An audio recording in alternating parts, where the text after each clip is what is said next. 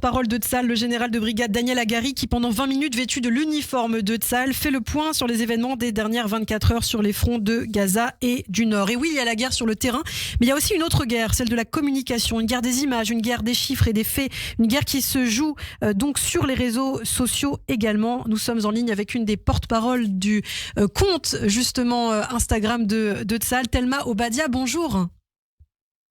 Bonjour, merci de m'avoir invitée. Merci beaucoup Thelma d'être avec nous ce matin sur Radio J. Alors oui, depuis le début de la guerre, vous êtes le visage du compte Instagram de Tsahal France. Alors on va évidemment en parler, mais on aimerait mieux vous connaître, Thelma, sur Radio J. Comment vous êtes arrivée au sein de l'unité communication de Tsahal? Est-ce que c'était une vocation, dirais-je, pour vous? Honnêtement, c'était pas une vocation. Quand je me suis engagée à l'armée, au tout début, je voulais être combattante. Et je me suis rendu compte que c'est pas forcément ma nature. Et aussi, j'ai fait l'armée à partir de 23 ans, ce qui est relativement tard par rapport aux Israéliens. Et donc, en fait, quand j'ai fait Mirve Alon, c'est-à-dire les entraînements de base et les cours d'hébreu, on a aussi des cours d'histoire d'Israël. Et donc, on a assez vite repéré que j'aimais beaucoup l'histoire, beaucoup la communication, qui était en lien avec mes études que j'avais fait en France. Et donc, on m'a fait passer les examens pour obtenir un entretien, pour obtenir l'unité de porte-parole de Tsahal que j'ai obtenue. Et après, on m'a mis dans l'unité sur les réseaux sociaux. Et juste pour précision, on n'a pas uniquement Instagram, on a également Twitter, Facebook, YouTube, Oui. et on a uniquement TikTok en anglais. Bien sûr, c'est important de le dire. Alors, on aimerait mieux comprendre quelle est exactement la mission du porte-parole de Tsahal, Thelma. Alors, en fait, ça dépend. On a dans l'unité de porte-parole la communication israélienne, la communication internationale et la communication arabe. Et donc, en fait, il y a 3 grandes branches et on a également aussi chaque unité qui a son porte-parole. Donc, le but, tout d'abord, c'est d'abord de centraliser les informations du terrain et de les faire remonter dans la presse et ensuite de pouvoir l'adapter à l'audience et de pouvoir, on va dire que chaque audience a ses challenges, ses demandes spécifiques. Donc, c'est divisé dans ces 3 grandes catégories. Et donc, moi, je suis dans la branche de la communication internationale et on a les réseaux sociaux en anglais, en espagnol et en français. Mais il faut savoir aussi qu'on a des porte-paroles qui parlent russe, qui parlent perse, qui parlent dans plusieurs langues Oui. qui sont voilà, présents sur la presse dans le monde entier. Effectivement, c'est important de parler toutes les langues pour mieux se faire comprendre. Alors, justement, depuis la riposte d'Israël sur Gaza, Tsahal publie régulièrement des vidéos, des enregistrements audio prouvant les actes terroristes du Hamas, ce qui n'était pas forcément le cas pendant l'opération Bordure Protectrice en 2014. Pourquoi ce changement de stratégie dans la communication de guerre? Est-ce qu'Israël a pris conscience peut-être que le terrain médiatique était aussi important? Complètement. Ça a commencé en 2014, mais c'était le début au sein de l'armée de la création de cette branche. Et en effet, on l'a déjà vu en fait en 2021. Il y avait pendant l'opération Gardien des Murs, ça avait déjà commencé, mais sachant que là, on n'est pas en opération militaire, on est en guerre, que c'est une guerre qui se gagne sur le long terme. Et comme vous l'avez dit, le champ de bataille, il est également sur les réseaux sociaux parce que malheureusement, le Hamas fait une guerre psychologique terrible et l'utilise. Je voudrais tout simplement rappeler que, on le sait maintenant, le 7 octobre a été préparé minutieusement à l'avance et que les terroristes avaient des caméras et ont absolument tout filmé et surtout tout diffusé et que ça fait partie intégrante de leur stratégie. Et il n'y a pas plus loin que moins d'une semaine, je me suis retrouvée à Nir Oz pour accompagner une délégation et à côté de la maison de Hana Katsir qui avait été déclarée morte par le djihad islamique et qui est revenue dans la première vague de libération. À côté, il y a la maison de Bracha Levinson qui a été tuée en live sur Facebook.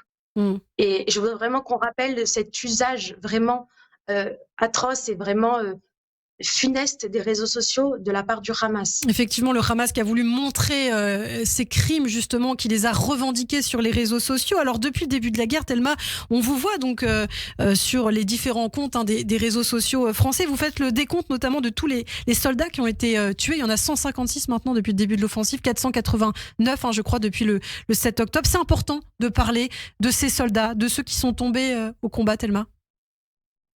Oui. Ça a été une décision avec mes commandants dès le départ on a bien compris malheureusement que ça allait durer pour un certain temps et je pensais que c'était trop froid, trop de mettre juste un graphique et donc je leur ai proposé de faire une story tous les soirs et d'annoncer. Malheureusement aujourd'hui Les stories, j'ai envie de dire, c'est un peu comme la radio de l'époque. Enfin, c'est la façon dont les jeunes suivent les informations. Et pour moi, c'était important, même si c'est douloureux, de commencer par ça Mmh. en commençant. Oui. Bah alors, est-ce que c'est vraiment possible, finalement, on peut se poser la question aussi, de gagner cette guerre de la communication quand c'est la dernière image qui prime, quand c'est voilà, la dernière image qui prime le traumatisme, c'est-à-dire la dernière image de Gaza, la dernière image des morts à Gaza par rapport à l'intensité des massacres du 7 octobre. Est-ce que c'est vraiment possible de la gagner, cette guerre-là, Thelma?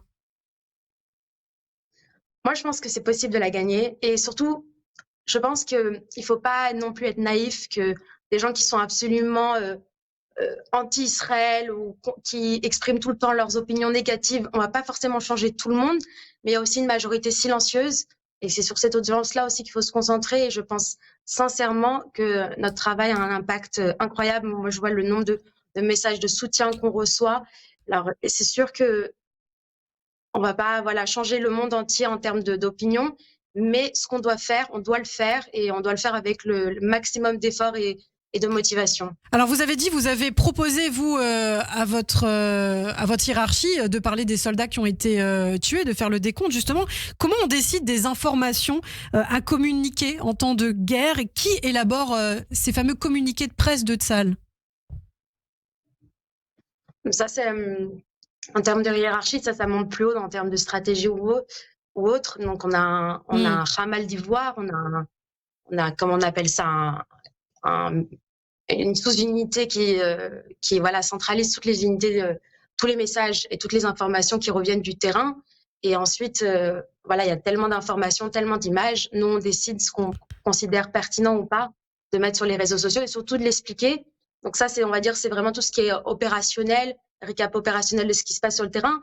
Mais notre unité et surtout la branche de la communication internationale, on a vraiment un travail en plus qui est celui de la hasbara, donc en hébreu c'est esber, c'est-à-dire d'expliquer c'est qui notre ennemi. Oui. Parce que en Israël, on sait ce que c'est le Hezbollah, on sait ce que c'est le Hamas, on sait c'est quoi leur idéologie, on sait ce qui s'est passé pendant la première intifada et toutes ces choses, mais c'est des choses que nous, on doit rappeler. C'est peut-être notre travail principal, ou en du cas spécifique au sein de l'unité de porte-parole, c'est ce travail d'explication de quels sont les ennemis auxquels fait face Tsahal.